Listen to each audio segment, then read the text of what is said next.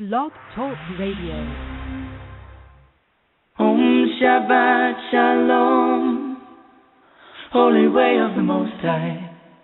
Om Shabbat Shalom, I sense your presence. Om Shabbat Shalom, Holy Way of the Most High. Om Shabbat Shalom, I sense your presence. And I am the light within your soul. In the essence of truth and right, love makes the circle whole. And here we stand in line, waiting for some sacred sign. But to find the balance is the purpose of this time. To restore the balance of the universal mind. And in the presence of my Lord of light and love, everything I see aspiring to be free. And when I call to thee, and come on bended knee, surrender to the all-pervading light and love. Reflections of the one surrounding me with love. And I sense your presence. I sense your presence. I sense your presence. I sense your presence. Within and without, above and below, yeah. East, west, north and south, I sense your presence. Without and within, below and above, yeah, yeah. East, west, north and south, I sense your presence. I sense your presence.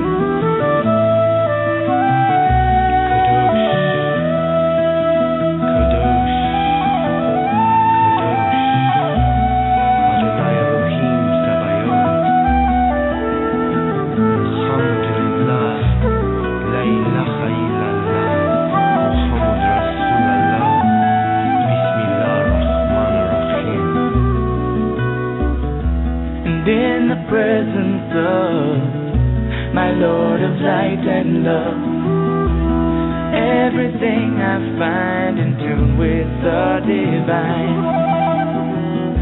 And here we stand in line, waiting for some sacred sign. But to find the balance is the purpose of this time. Restore the balance of the universal mind. And I am the light within your soul. In the essence of truth and right, love makes the circle whole. And when I call to thee, and come on bended knee, surrender to the all-pervading light and love. Reflections of the one surrounding me with love. For to find the balance is the purpose of this time. To restore the balance of the universal mind. I sense your presence. I sense your presence. I sense your presence. I sense your presence. Om Shabbat Shalom, Holy Way of the Most High. Om Shabbat Shalom, I sense your presence. Om Shabbat Shalom, Holy Way of the Most High. Om Shabbat Shalom, I sense your presence. Om Shabbat Shalom, Holy Way of the Most High. Om Shabbat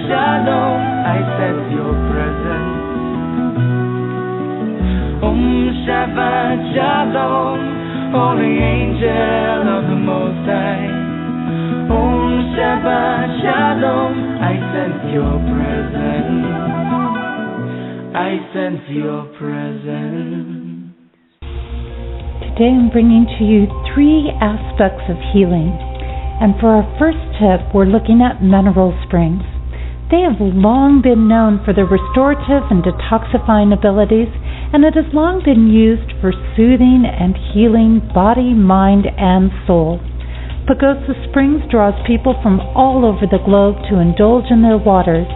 When you participate in the Earth Goddess Rising event, you will have the opportunity to experience these mineral springs firsthand.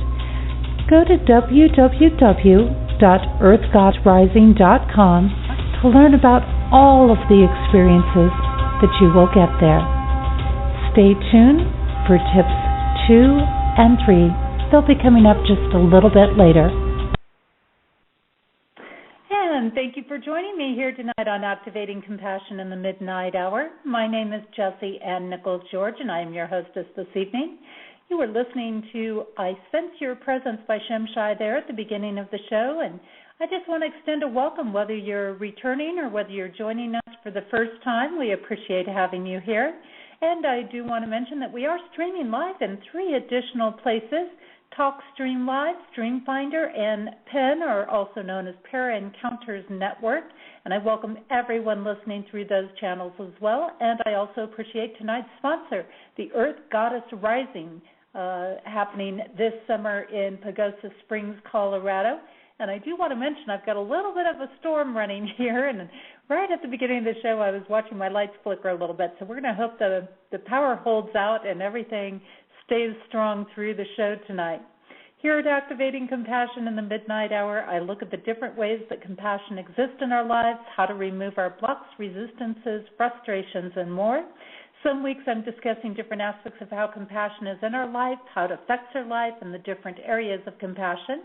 Some weeks we will be doing more exercises and practical implementations, and many times I've got fantastic guests on the show, and tonight's no example to that with Marjorie Brook here with us. So looking forward to bringing her on in a little bit here. And in addition to that, I highlight different musical artists along the way. Last year we had Stephen Halpern, Peter Cater, Jill Matson. I also had Claire Hedin on the show. Some really good artists that way, and I'm going to be bringing to you a little bit later this year John Anderson from the group. You might remember him, right? Lead singer from the group Yes. He's now doing his own work, so we'll look forward to a show with him as well this year. So lots of great musical guests. In addition, in my own work, I focus on helping people find and use compassion in their everyday lives. I've created the Genesis Clearing Statement, and if you've missed that, it's something you can catch in our archives. I've authored 4 books, the most recent being You, Me, Life, Dreams, and its companion workbook, as well as my first 2 books, Activating Compassion and that companion workbook. And actually, I'm going to be doing a little book signing for those books coming up on the 7th. So very soon, next Friday, in Solvang at the Mystic Merchant. You can catch me there, as well as some other spots that I'm going to be. I'll be in Monrovia, California, doing a song-style event on Sunday the 9th, and also we'll be taping live for Bridging Heaven and Earth coming up on the 8th, and you're welcome, if you're in that area, to go ahead and join us for that taping. And then I'm going to finish some of the events out there by interviewing in Laguna Beach on a show, and you can catch all of those events and the information on my website, JessieAnnNicholsGeorge1.com. And just a little reminder, if you enjoy the show this evening, make certain you tell your friends, family, significant others, you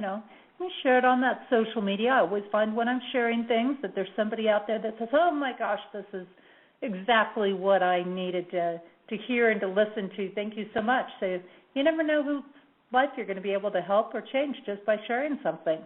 And they'll use the same link that you used to come into the show, by the way, or they're going to have a couple of other options. My YouTube page, it'll be posted sometime tomorrow. The show will be done as a YouTube version, or they can also get it as a free podcast through iTunes. So many, many options there. Now, before we get started, those that have listened in before, I like to delve into little book called The 72 Names of God. It's Technology for the Soul by Yehuda Berg, who is a Kabbalah master, and I love his work because when I'm working with people, I like to take these big concepts, put them into everyday life, and he kind of does the same thing. He brings some common terminology to these big concepts. And the term, let's hear, what we've got tonight, the word or phrase for God that we have tonight is recapturing the sparks. And the message here that he has is, we find ourselves stuck in first gear when our energy reserves are on empty.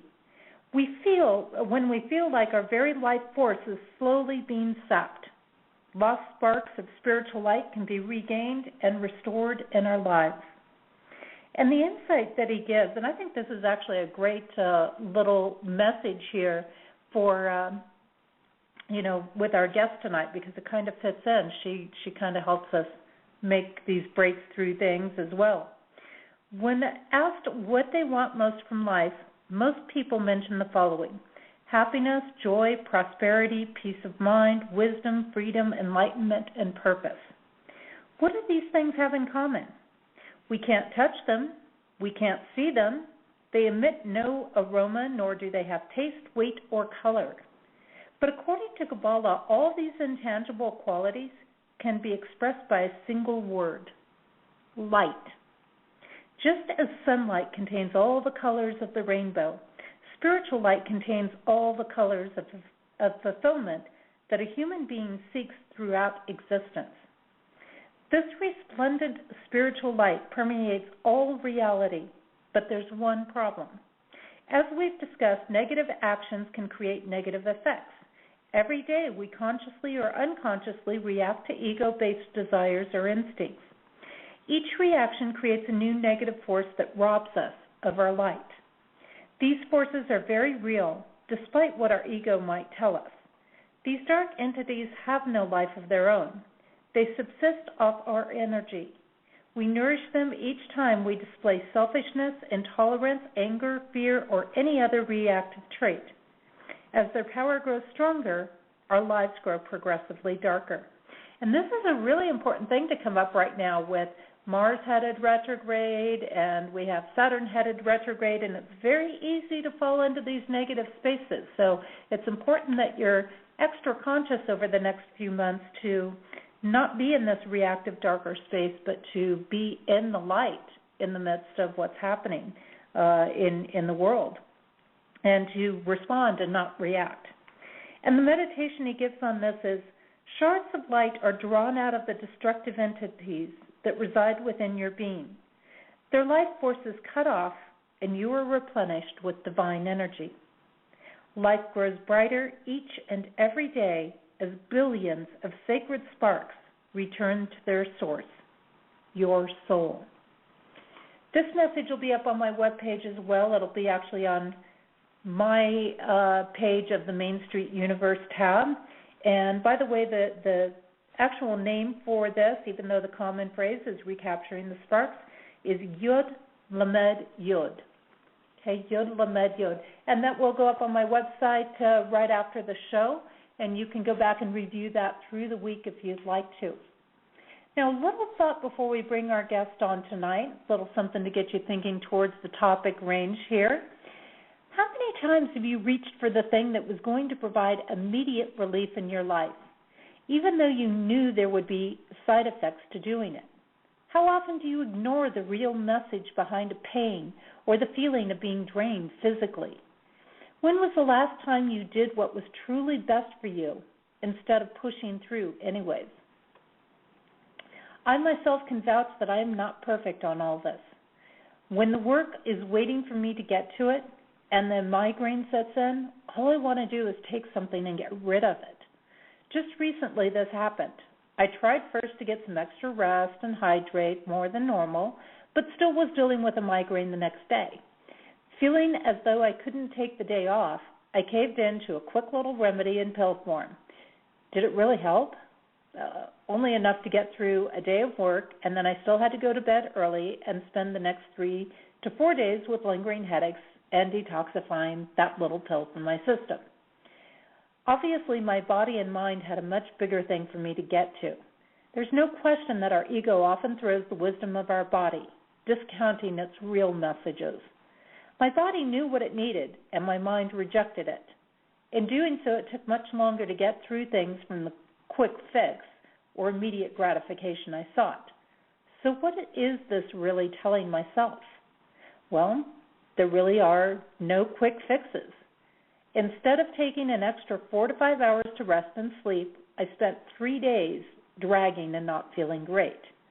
My immediate gratification had a high price to pay. Subconsciously, in doing such an action, we tend to devalue others, discounting our true needs on multiple levels. We plant the seed that we can't trust ourselves to care for ourselves. We tell ourselves that we are not important and worth caring for, and the spiraling depths go on and on. Marjorie Brook is one person that deals with the mind-body connection, not only in ways that I have experienced it, but also with movement and using the body to help the mind. Imagine if, instead of taking that magic little migraine helper, if I had gone for a walk, did some stretching, or even spent some time meditating on my inversion table. The two are like yin-yang combination, a perpetual cause and effect cycle. Where our mind is at, our body's going to follow, and where our body is at, our minds tend to follow. As I ponder on this connection, we see this parallel everywhere. Give the body proper nutrition, and the mind goes towards positive thoughts. A toxic mind also tends to create a toxic body. How many physical ailments are related to not enough blood or oxygen to the brain? There is a very strong connection on this, and this being the case, then wouldn't an hour walk that will open your mind to get inspired, creative, and stimulate a positive mood be more effective than a pill that leaves you lethargic and depressed for days? There's a natural connection where they know what is needed, and as we listen to this, we enter the zone of preventative care. If we daily keep this line of communication open, we would rarely even have to consider a quick fix, if at all. Our body or mind would not have to scream out at us just to get our attention. How often do you listen to your body?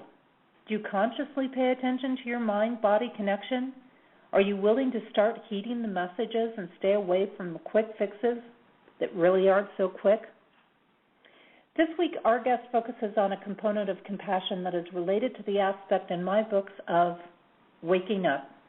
This reminds us that our heart is ready to increase our awareness, body, mind, and spirit. And in doing so, we will increase our level of compassion with ourselves and others in a way that sets us free. I'm going to take a little break, and when we return, I'm going to have Marjorie Brook with us, and she will be sharing her work in the mind-body issue connection. The song I've got for you during our break tonight is A Walk in Epping Forest. It's by Claire Hedin. And if you'd like to learn more about her work, I believe I've got her website there at the bottom of the show description, but it is, for those that can't see that show description, it's www.clairehedin.com. That's CLAREHEDIN.com. We'll be back in just a few minutes.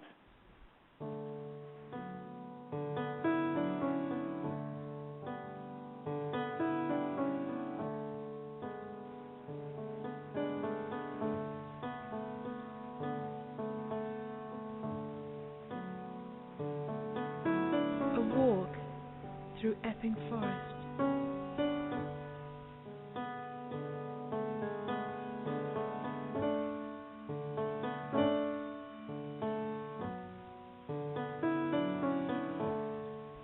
So there I go,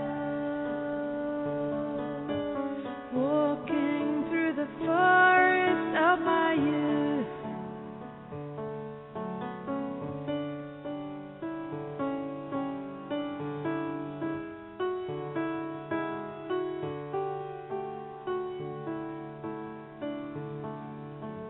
And as my feet go one, planted in front of the other, walking on the pathway, covered in leaves, different colors, different stages of decay, of brittleness, subtlety, suppleness, interwoven, different vegetation talking to each other, nestling amongst each other, intertwining amongst each other. And as I look up to the forest of the trees above, the tall, tall trunks reaching to the sky, to the sun, to the rain, everything has its place.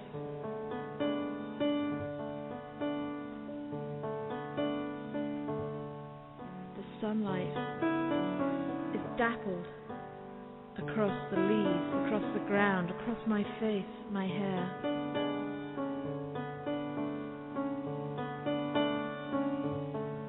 And as I walk, I feel the forest wrapping itself around me and at the same time opening itself up for me. And we are one.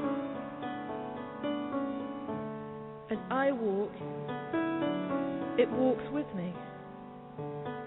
As I move, it moves. One expressing the other, connected. And then comes a breeze. The leaves rustle. They bend. Constantly shimmering in the sunlight.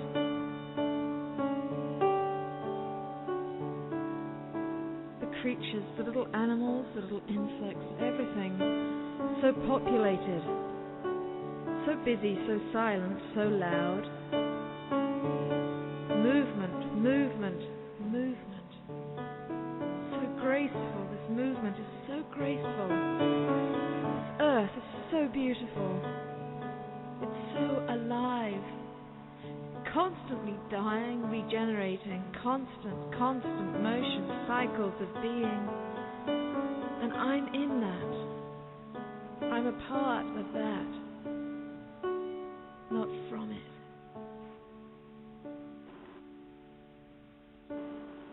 So beautiful.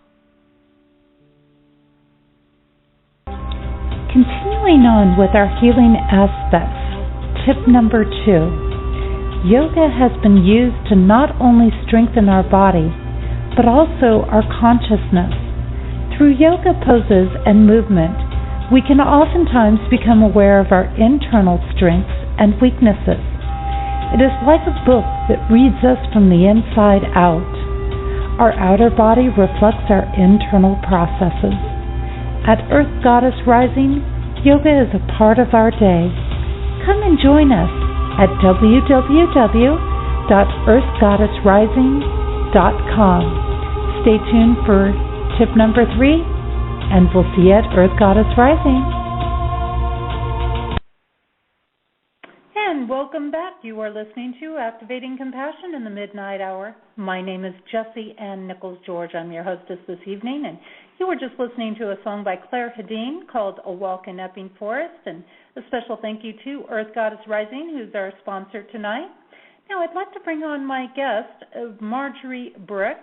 She is a massage therapist, author, international educator, founder of Brook Seminars. She teaches the Scar Tissue Release and Integrated Therapies Method, also known as the Straight Method, all over the world. And she has articles that have appeared in Massage Today, American Fitness, Massage World. Marjorie is approved for continuing education courses by the National Certification Board for Therapeutic Massage and Bodywork, the Massage Therapy Association of Albert, the College of Massage Therapists of British Columbia, the American Massage Therapy Association, and the Board of Certification for Athletic Trainers. She is certified for Functional Movement Screen Practitioner, Advanced Active Isolated Stretching Practitioner, Myofascial Release, Soft Tissue Release, Thermal Paraffin Wax Therapy, and she's a New York State licensed massage therapist. She's an infant massage instructor, an FIT certified personal trainer, and we're looking tonight at her work in the mind-body issue connection, creating lasting and healing results and building awareness of scar tissue. And you can learn more about her work at www.marjoriebrookseminars.com, and that's at the bottom of our show description there. You can find it there. And I want to just welcome Marjorie. I've got her mic opened up and say welcome to Activating Compassion in the Midnight Hour, Marjorie. Oh, well, thank you. I'm so happy to be here with everyone. It's absolutely wonderful to have you here, and I know it's kind of late night where you are, so I greatly appreciate your time. I know. Oh, no, that's my pleasure to be here. Yeah. And, I would love to have you start off by sharing a little bit about yourself, maybe give us some insight to who Marjorie is, and how did you get onto this path where you're working and going on now? Well, a little bit of a funny story. I was working in broadcasting with ABC News, and I got into broadcasting because I wanted to bring really important messages and help people out, and I was on network magazine shows, and we were trying to get a piece out, and we just kept on a very important piece on a mom who created a diet that helped her autistic child improve, and we just kept getting bumped and cut back because it was all during the OJ era.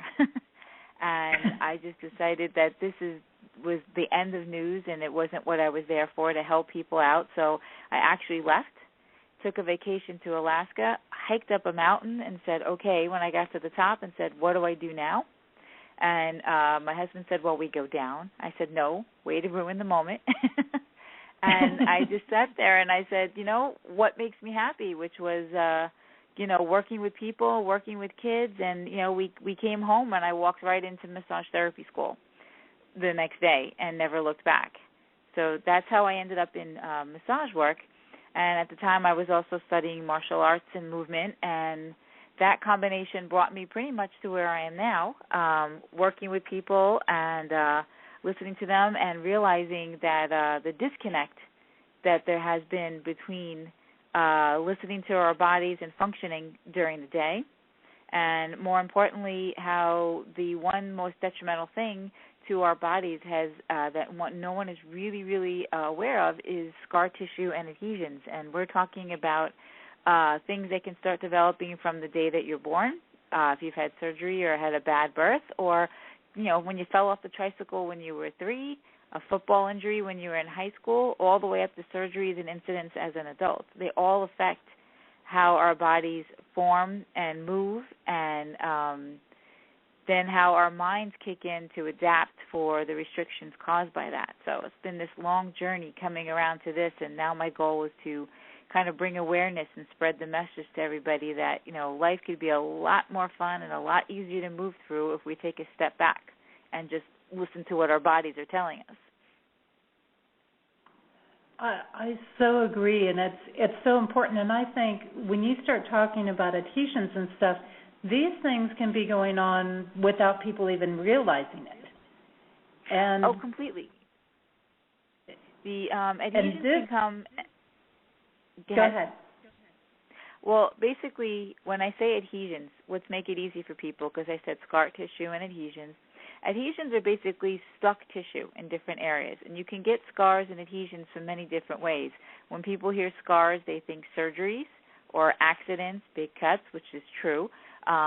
Adhesions, though, can happen. Let's say you constantly hit your leg in the same desk drawer that's always open, and you forget, and you bang your leg all the time. Or you're sitting in the same position all the time.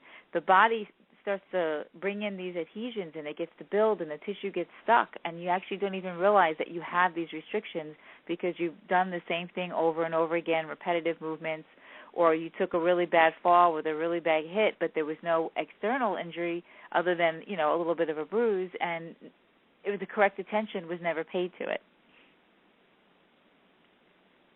I'm finding this very interesting because I wasn't expecting to go into adhesions with scar tissue, but I'm glad that we are, because this is something that people don't realize. And I myself had a period a few years back where I didn't even know I had all of these adhesions going on in my body. And the doctors kept saying, are you sure you haven't been totally abused by somebody, physically abused? They said, because it looks like you've had nothing but repeated blows in your stomach. And the adhesions were so bad, and it was part of a huge amount of surgery I had to have at that time. And it was so bad that all of my organs, everything was stuck together. Mm-hmm.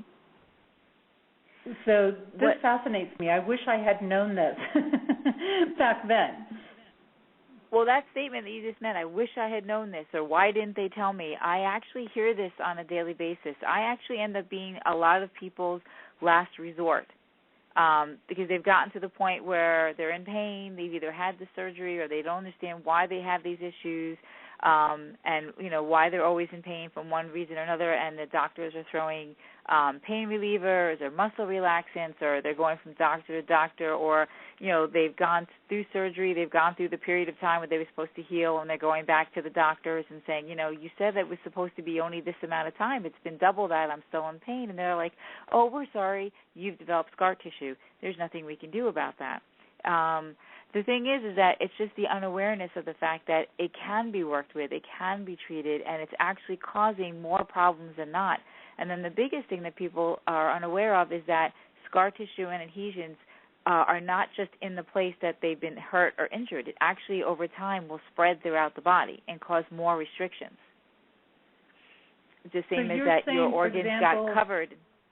Excuse me? You're saying, for example, if I hit my head a lot, which I did when I was younger, that could have created adhesions in another part of my body. Well, what it could do is it would restrict, if you're hitting your head a lot, it can restrict the tissues, therefore movement throughout your head. Now, people have to realize that our body is made up of connective tissue called fascia, and it runs all the way through our body, one giant piece, like a big ball of saran wrap. Or even better, more so, you can think of a rubber band ball. If you look at a rubber band ball, it's a ball. It can even bounce. But if you hold it in front of you, but if you look close, you see all the different rubber bands that come together to form that ball. Well, that's basically your body. That's all the connective tissue throughout your body. And if you restrict the movement in one area of the body, it's going to end up in a cascading, what they call a kinetic chain, throughout your whole body. So you could have problems of hitting your head and have areas of your head that's stuck and end up having problems with your feet because of the way the tissue is being restricted and pulled. A good example is if everyone listening now can do this too, if you take a hold of the bottom of your shirt and you pull that shirt any angle you want, you just pull, and you can feel from the bottom of the shirt, you can all of a sudden feel the shirt in your shoulder, maybe in your back, maybe on your side, okay, because that's the direction it's moving. Now imagine there's a kink somewhere with your other hand. Grab a hold of the shirt like around your belly button. Hold tight. Now pull the shirt in exactly the same way that you pulled it before, and you'll see how it doesn't move. Your shirt no longer moves the same way. You'll feel the pull someplace else in your body. And that's basically what happens when you have a stuck area of tissue throughout your body. And that's going to affect how your joints move. For children, it's going to affect how they grow. That's a very, very big thing. A child falls off the bicycle, we pick them up, we clean off the wound, we put the Band-Aid on, we kiss the boo-boo, we say, all better, and go play. But we don't know how bad that fall affected that child who's on a growing path. And if we don't do some proper range of motion, maybe a little massage, and pay attention for the next day or so of how that child's walking, running, playing, we might have just knocked that child off its straight path, and now the body's got a kink in it, and it's not going to grow the way it was designed. Wow. I'm just engaged right now, very, very engaged with this, because I'm thinking back at all the things I used to do as a kid and all the things I've been through, and then how these experiences could have all been so interconnected along the way. Is there a way for people to tell whether they have these adhesions and scar tissue going on in their body? Yeah, if you have, well, first off, obviously, if you've had surgery, and that's a big thing as well. A lot of people have had surgery and then they forget about it, or they don't consider it surgery. You'd be amazed at how many women don't even consider a C-section surgery. I think I get 6 out of 10 women in my office when they fill out their medical history and they don't even consider the fact that a C-section was surgery. I'm like, no, they cut you open and they took another human being out of you and sewed you up. That would be a surgery. Right. But they've totally disregarded that as a surgery. So therefore, they never, once they kind of got healed up, then they didn't think of rehab or anything. Their thoughts, of course, were on the baby and not on their own body. And then that has affected the way they got to heal, and then the way their body continues to form from that moment on. So the first thing is being aware of the fact that if you've had surgery, that there is scar tissue going to be created, and that you need to do proper treatment for that, whether it's not just PT, but it's like a myofascial release massage, looking for someone who does specific scar tissue work. When it comes to our kids, it's just paying attention. A lot of times as adults, we end up with injuries that we don't realize stemmed from when we were children. One of my first clients that ever got me into working with scar tissue is he had surgery when he was 18 days old on his ribs, and he had like all kinds of scar tissue, and he had a typical appendicitis when he was 13. And then when he was 44, he ended up with surgery for a small intestine blockage. And they went in and cut out a whole bunch of his intestines and then sewed him back up and gave him another huge scar on his tummy. And his complaint constantly was lower back pain. So we had like two things going on. The lower back pain was being caused by the pull from the scar tissue in the front of his system. And the other thing is that the intestine blockage was actually caused by the spreading over 44 years from the two scars that he received when he was young, because he wasn't it was never paid attention to, because it's very notorious. Children are never given rehab. That's another little pet peeve of mine. But what we want to do from, say, as our children, is just pay attention to them. Make sure they have range of motion. Make sure they get up and play, that they're not always, sitting stagnant in front of their computer or with their games, that they actually get out and move around. And if they've had an accident, a fall, they play a lot of contact sports, that you pay attention to, that they can actually move in full range of motion and not just get tight. That's where the stretching comes in as well. Everyone should learn how to properly stretch. And then as adults, when you have pain and you have repeated pain all the time and they're giving you the muscle relaxants and you're like, there's got to be something else, you have to sit back and say, okay, what has my body been through? Did I have a really bad fall that might somehow reflect to this? Did I have an accident when I was young? Did I have surgery at some point in time that may have caused this? And then, of course, to seek out someone who might be able to do some range of motion testing, to do a massage and do scar tissue work and analysis and see if there's restriction somewhere. So somebody can actually go to somebody, for example, like yourself or somebody, and find out if they've got scar tissue going on. Well, they can find out if they have restrictive movement. From that restrictive movement, they can either, if we know they have scars immediately, we know we're going to go looking for that to release the scar tissue there. And there's many different techniques out there. I prefer myself hands-on, but there's many, many different ways. There's Chinese styles such as gua sha, and there's other techniques out there that can be done for scar tissue myofascial release. But the main thing is to go in and find, even if it's someone who's a very high-quality personal trainer, athletic trainer, who are actually trained in looking for range of motion. And, if you're in the gym and you're trying to work out and you can't lift your hands over your head or do a specific movement, or in your sport you always have a certain area, a certain thing you just can't get past. The golfers will tell you that. They're trying to improve their swing all the time and they feel their restrictions.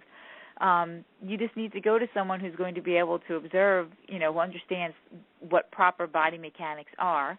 And if we realize that you're lacking or restricted in an area, then you can go to a massage therapist, a physical therapist, an athletic trainer, and then have them work with you to rebalance the body, remove the restrictions, and retrain the body how to move. Because here's like the main thing that people have to realize. Our somatic body, our mind-body connection, the part of our body that tells our body what muscle does what in order to move, is really a 5-year-old. And you have to treat it as such. It's a good 5-year-old. Its main job is to keep you functioning and keep you moving. However, it doesn't always do it the right way. It does the way that makes the most sense to it at the moment. And it's going to create, if you have pain in a certain area, say your knee, it's going to tell you, okay, shift your weight off that leg onto the other one to alleviate the pain in the knee. But now we're putting extra strain on the opposite leg, or maybe we're using our back more to move when we shouldn't be using our back for certain movements. But the 5-year-old doesn't care about that. It only cares about making us move without pain. But then eventually there's pain somewhere else because muscles are doing a job that wasn't theirs. So the body doesn't really set up, it'll set up compensations to protect itself instead of making itself better unless it's shown the way to do it.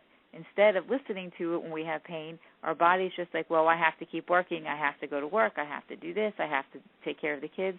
So we ignore our body's messages of pain, and then the body says, okay, well, if you're not going to listen to me as a typical 5-year-old, I'm going to stop complaining. Resets our pain threshold. So we continue to move throughout the day. We continue with more compensations until we hit that point where we've blown through the new pain threshold because we've now caused injury.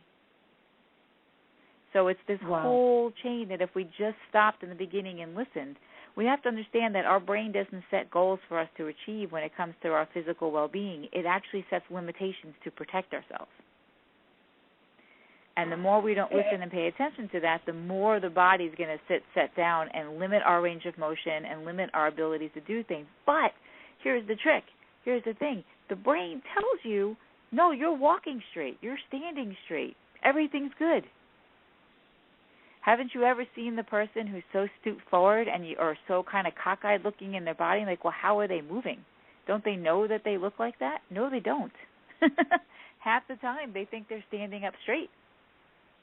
Right. Or they've gotten so used to that position that, it just, everything adjusts. It's like anything. It gets so used to adjusting that it doesn't recognize it as different anymore. Well, it actually makes it the norm. It makes it the norm. This is really fascinating. Is there a time limit when this kind of scar tissue can be healed? I mean, you mentioned, for example, this person who had something happen when they were very young as a child, and then at 44 they were dealing with this and trying to recover from it. So then is it possible after a long period of time like that to heal the scar tissue? Well, it's not healing it. It's releasing it, because scar tissue is basically tissue that the body lays down to help heal itself. It's an inferior quality tissue. It doesn't function as well, but it's always going to be there. The thing is that we need to release it because it's a whole bunch of tissue that's stuck together. We want to release it to allow circulation to pass through, to allow proper range of motion. And the answer to that is it doesn't matter how old the scar is. Obviously, the sooner we get to a body, if someone just had a fall or just had surgery, there's methodology and modalities that can help the scar tissue lay down in line with the way the tissue is supposed to function, and prevent massive scarring tissue to to prevent it from building up and sticking. But you can take a scar that's 10, 15, 20, 40, 50 years old, and you can still release it. The body is, just like the brain, is very malleable, is very plastic, and it can be remolded and it can be shown the right way in which to function. The trick is, though, once you've released scar tissue and adhesions, you then have to retrain that 5-year-old the proper way to move. It's sort of like when you sprain your ankle, you know that, or you're on crutches, and you're leaning forward on the crutches and you've got all your weight on the good side, that when your ankle heals and you get off the crutches, do you make a concerted effort to make sure you've gone back to walking normally the way you did before? No, you just start walking, and most likely a lot of the adaptations that you've made are going to stick unless you make an effort to undo what your body currently learned to function. Interesting. So can you maybe explain a little bit more what happens when it releases? Because I imagine there's some people out there that have some questions that are saying, well, if it's released, does that mean it goes away from my body, or do I have to constantly be releasing this, or what is that release actually doing?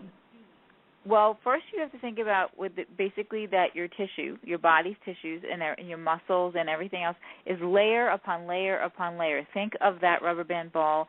Think of multiple layers of saran wrap all going in different directions around your body. When you have scar tissue adhesions, there's areas that get stuck. Instead of those areas of tissue sliding back and forth on top of itself and everything moving. There's areas that get stuck and don't allow the tissues to move. Basically, when you do scar tissue work, you're separating those tissues and you're allowing them to slide and glide again. So once that's done, it's done. Whether you've gotten 100% of the scar tissue, whether it's spread, there's always going to be a possibility that, because it can spread throughout or have all kinds of different tentacles, different areas, but once you release the tissue, it's released, and as the person's moving and you retrain the body how to move properly, they'll feel as they're going, once the body awareness has become more to the forefront, they're going to feel when there's restrictions. I have a client who's had a scar that was released as a 15-year-old scar, and after the scar was released and we reset his body, he comes in for regular sessions for massage or stretching, and every now and then he says, can you work on the scar today? I feel like a little pull from a different area, which could be just another area of scar tissue that's now rising to the surface because was pulled down because the other tissue on top was more what was causing the problem.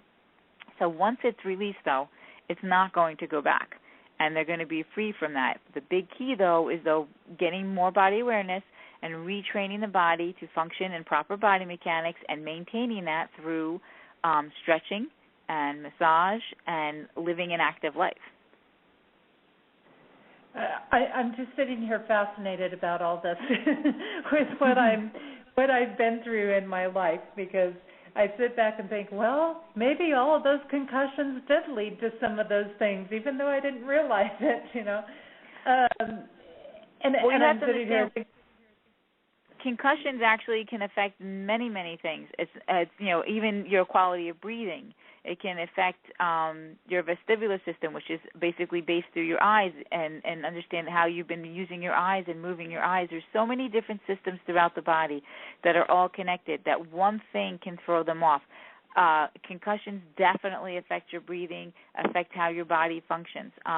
Simple things like eyeglasses. People stop using their eyes because they're wearing eyeglasses, their eye muscles.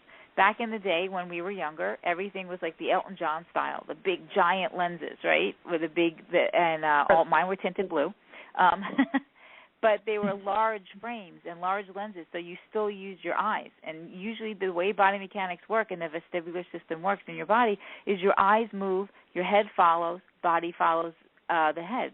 But now everybody wears these small, narrow, kind of Annie Hall style glasses.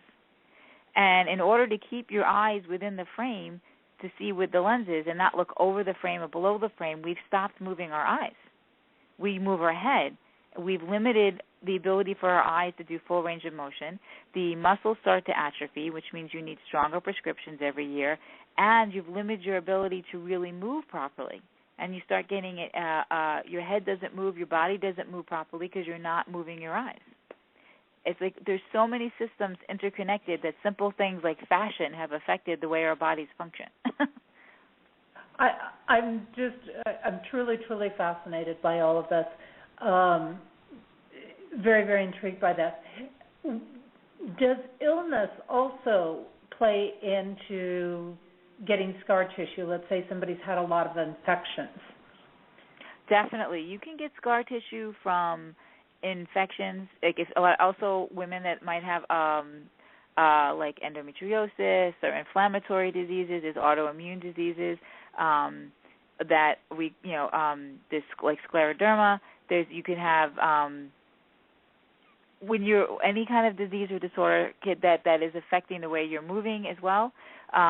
You can get adhesions from burns. You can get adhesions and scar tissue from I'm sorry, my brain just shut down there for a second. It's a little late. It's okay. It's you can yes, you can get it from infections, and by infections is like you can get a cut, like a simple cut, and that wasn't cleaned or a bad bug bite, and it wasn't taken care of. You can get adhesions from a sprained ankle that was never rehabbed properly. You can get it from all different types of different areas. Let's say you have a chronic bronchitis, and you're constantly coughing, and you're constantly in a hunched over position because you're trying to breathe. That is also going to cause scarring and adhesions in the body. Okay, wow. you're touching on so many things that are so important, because there's so many of these little things that you're touching on that are actually very big things. And as you're talking, I'm thinking about, wow, you have this going on, you have that going on, and we don't realize the strain on our body from coughing a lot or things. And endometriosis was something I ended up dealing with as well at the same time they had the adhesions. So now I'm thinking back going, I probably just had adhesions for most of this stuff. But, I think it's important for people to be aware of these different avenues that it does come in. Now, I know that there's some huge connections between this whole mind and body and issue connection.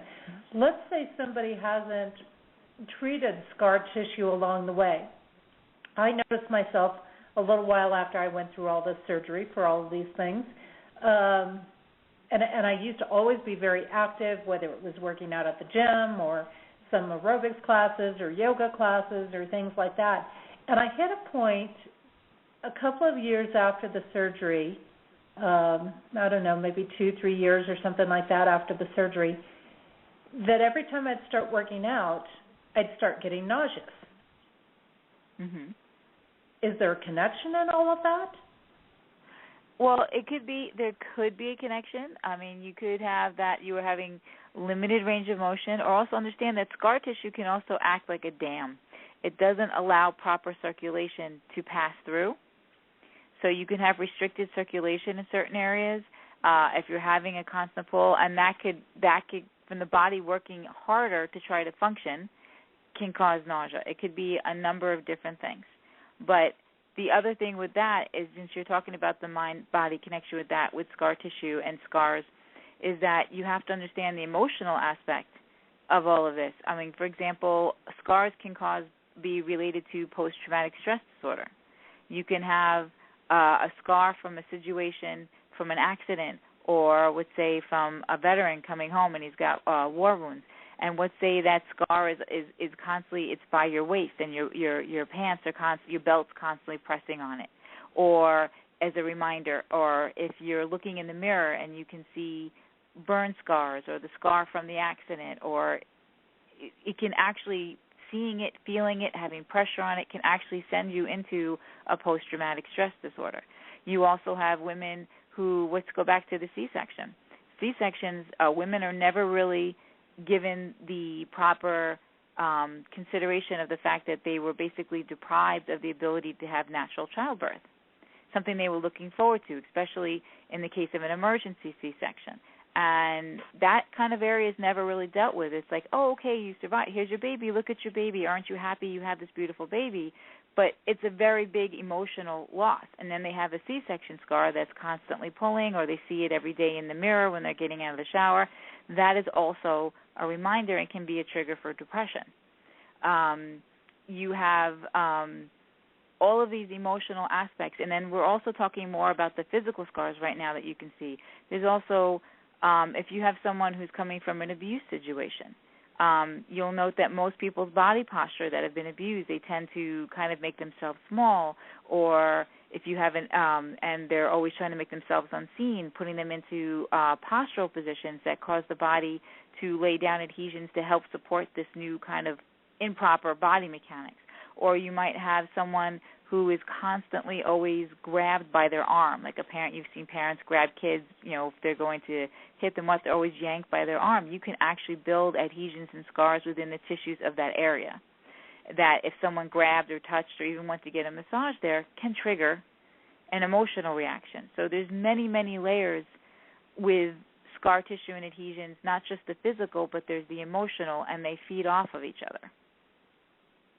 I was just going to say, yes, it seems to me like they would be feeding off of each other because, for example, in my case, if not knowing that there, maybe more adhesions that are poking into my stomach every time I tried to work out, making me nauseous, eventually I'm getting to that point where it's like I get that aversion to working out because I feel sick every time I, work out. So why would I work out, right? Exactly. And then it keeps strengthening those adhesions, because it seems like over the years it takes less and less and less for me to get nauseous. And I'm thinking, okay, this can't be, all sinus things or this or that. It goes back and forth with that whole process. So figuring that most of us, actually, as you talk, I'm thinking most of us probably have some adhesions going on or scar tissue going on. Well, everybody has one of the very first adhesions, scars that everybody has one. It's called your belly button. And isn't that interesting? Because I look at that energetically, and of course our belly button sits just above our second chakra area, which is all about processing energetically, emotionally, mentally, processing what happens in our life. So we're basically being born in with a scar to processing in there.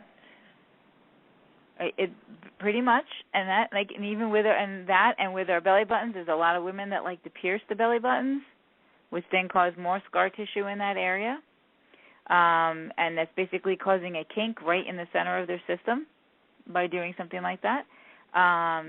And we develop the scars like from the minute we get our first scar from when we're born with the belly buttons.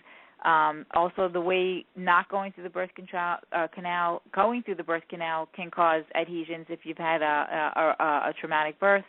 Then it's totally different way the body's formed coming from a C-section. From the minute that we're born, we're starting to be exposed, and we want to make sure that we're more aware of what's happening from our children as they're growing up, and then from our own bodies. It's really about just sitting back and paying attention. And the thing is, we don't associate things such as limited range of motion or that client that I told you with the multiple scars, that he always complained of lower back pain. And this is a male, and he's like, back pain, and never associated his scars or anything going on in the front of it, in his stomach, as being a problem with his back. And so we don't relate those things. We don't erase. Your nauseousness could be coming from the concussions and how it alters your system and the way that you breathe and the position of your head. It could be a multiple connections. We have multiple systems throughout our body, and they all need to work in unison for us to function. And if there's just one little cog out of place, whether it's stuck or functioning under strain, it's going to throw the whole system off. So the goal is to take a step back and break it down. First, let's look at the physical. Do we actually see a scar? Do we see an adhesion? Let's do a range of motion. Let's check the person's breathing. Let's watch how they're walking. Let's go back to basics. Let's have somebody crawl and see if they can do a simple crawl like a baby did. If you can't crawl and you're up walking around and driving cars and doing this, we have an issue. So the whole point is to bring people back to basics, put them back in awareness of their body and how their body is supposed to function. The funny thing is, any massage therapist will tell you that a client will come in and get on their table, and you walk in, and then the first thing we have to do is straighten them out because they look like a snake or an S on the table, the way they're laying on the table. And as soon as you straighten them out, they go, well, now I'm crooked. And we're like, well, no, actually now you're straight. And that's the first step to awareness. And I actually, when I work with my clients, I'm like, you're going to go back into the bad body posture as soon as you walk out of here. So besides trying to be aware of it yourself, we got to incorporate everybody around us, because it takes a village to raise a child, and it takes a village to help somebody heal. And we have to bring in the family members, the spouses, the kids, the coworkers, and say, hey, if you see me standing, crooked, or you see me leaning really far forward or slouched over, can you just say, lift up your breastbone to me, or whatever cues that you want to make for everyone to tell you.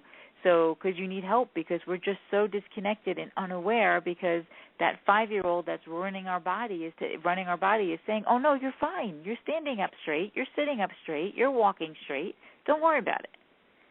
Until you show it, no, not quite. It has to learn, and it's not going to learn on its own unless someone points out what's going on in a nice, helpful, guiding way. You bring up a point that's such a basic, and it used to be in times gone past, you used to always hear, mothers were always saying, stand up straight, put your shoulders back, But standing up straight and putting your shoulders back is not the right cue, and that's where it all goes wrong. Because and that's where it starts. Okay. When you tell people I see today that are bent over, their shoulders are hunched, and I don't know if that's from the texting or all the computer work or that sort of thing, but I see a lot of the younger generation hunched. Their shoulders are pushed forward and they're slouched. And you are completely correct. It goes back even before the computers and the games make it worse now, but it goes back to their sitting postures, the horrible chairs in school, and the way they would read with books leaning forward. But the point that I was trying to make is the cueing and the understanding. Telling someone to stand up straight, everybody who's listening right now, if I said sit up straight right now, they'd all go and they'd pull those shoulders back and probably up towards their ears and back and then try to straighten out. But that's not the way you straighten out. If you want to sit up straight, all you have to do is very gently put your finger on your breastbone and then ever so gently just slightly lift that breastbone. All of a sudden you're going to feel yourself lift up, you're going to see your shoulders relax, your head's going to come back. The problem is understanding verbally when someone tells you to do something, it's how the person you're talking to understands and perceives that. And there isn't a person around right now that if you tell them to stand up straight, they're going to heave those shoulders back, just like you said, and put more strain on the body. The key is to go back and explain and show what proper body mechanics are. And then understand that when you verbalize it to someone, that you have to verbalize the right cue that they understand that and make that connection with their body, because it's not the same for every person. It's individual.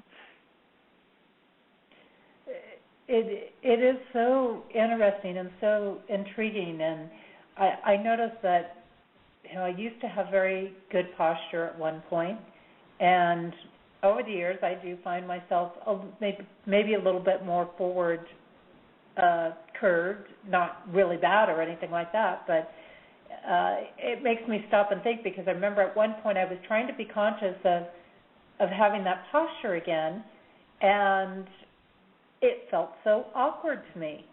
It was like, why does this feel so awkward? And you're explaining that very thing, because like anything, if we get out of the habit of something, when we go back to it, it feels a little different. It feels a little strange. It's kind of like if you're on a great nutritional diet and then you eat a bunch of junk food and all you do is eat pizzas and fried foods and things like that, and then you try to go back to health food, it feels a little awkward. It feels awkward, and then the problem is the 5-year-old's trying to figure out how to do it, and then it's pulling and using different muscles and straining, and it gets exhausted and it gets frustrated, and it says, oh, the heck with this. And the trick is to find a way to ease the way back, to guide the 5-year-old, to give it slight cues. I can tell you, just the communication, learning how to communicate with yourself and be nice to yourself. We force ourselves, we make ourselves, we get mad at ourselves, especially when we're trying to change something or put something back the way we know it's supposed to be. We're very, very, very hard on ourselves, and we make it much, much worse than it has to be. It really is about taking a step back, learning how to breathe and sit back and go, okay, so now oh, darn it, I've caught myself, I'm slouching forward again. Okay, fine, let's just lift that breastbone, let's reset it, let's breathe, let's relax in it for a little bit, then go on about your day. And you may find yourself again slouched forward. Don't get mad, which is what we do. We get frustrated, and then we try to force ourselves, and it's not about that. It's just acknowledging the fact that, okay, I have to fix it. And the more and more we catch it, the easier it is, the more and more it becomes automatic to catch it. And the fact that if we have people around us that are helping us and saying, hey, remember, don't slouch, in a nice way, not in a way that's going to drive us crazy, the more and more we get reminded, the more and more the 5-year-old learns, okay, right, this is the way I'm supposed to be. That, and also cutting out the other bad habits that are causing it, like sitting in front of a computer screen for 5 hours on end and using your phones and looking down. If you're going to use your phone, ladies and gentlemen, lift the phone to your face. Don't bring your face to the phone. You bring your fork to your face. You don't bring your face to the plate. So bring everything up, and that little move alone will change half the people if you think to bring the phone up to your face instead of looking down at your phone.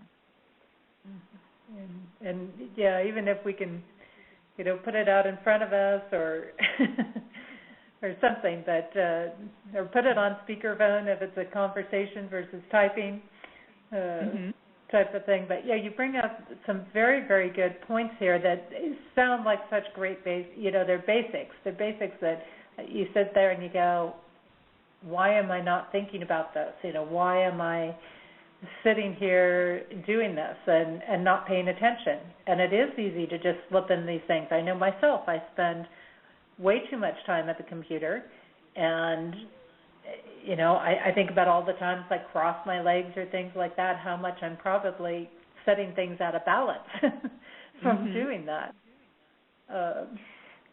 with it. So let's say somebody goes, okay, I'm pretty sure I've got some scar tissue going on. I can tell I don't have this movement range, and there's a lot of people that will write it off to age. Let's face it, they'll write it off to age, right? I'm getting older, so I shouldn't have the flexibility I had when I was 16 years old and doing gymnastics. And then I will show you a video of a 72-year-old doing gymnastics. Thank you. And so let's say that. So somebody acknowledges this, and one of the things you mentioned was to find a massage therapist that does myofascial release. Any massage therapist. It could be myofascial release. It could be the first thing you need to do is start getting reconnected with your body. If you have a pain, if you have something that's not feeling right in your body, if you're feeling frustrated because the doctors aren't listening to you all the time, they say just hand you the next painkiller or this or that, or they say there's nothing you can do about it. My fibromyalgia people who are always, and in the beginning no one ever paid attention to them, and they were in definite pain and definite issues going on.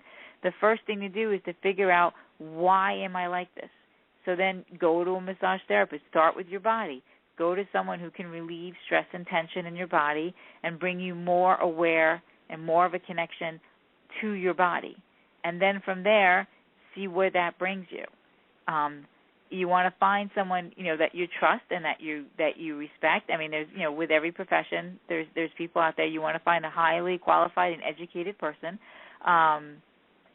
and you want to make sure they're listening to you and not just treating you as body in, body out.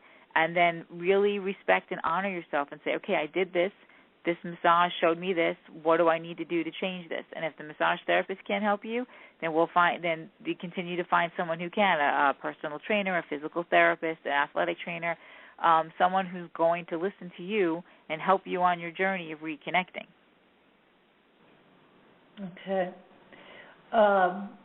And what if somebody says, you know what, this all sounds really great, Marjorie, I don't have the money to go spend to get a massage every week or to work with a personal trainer. Okay, what can I do? That's perfectly fine. That's totally understandable. But what you can do is go, you don't have to go every week. You could go once, get the recommendation, and then you can learn how to stretch. You can go to a stretching practitioner, or you can go and start taking stretching classes, yoga classes, things where you can take group classes for a $10 class, where you start to learn how to move and reconnect. I highly recommend for people to find Tai Chi classes. I think Tai Chi classes are the best classes to reconnect people with their body and movement.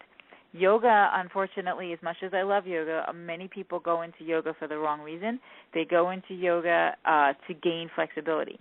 And those who practice yoga will tell you that yoga is not about flexibility. Yoga is about strengthening the body. It's a strengthening exercise to allow the body to maintain position so that they can settle into a more meditative state and have the mind-body connection.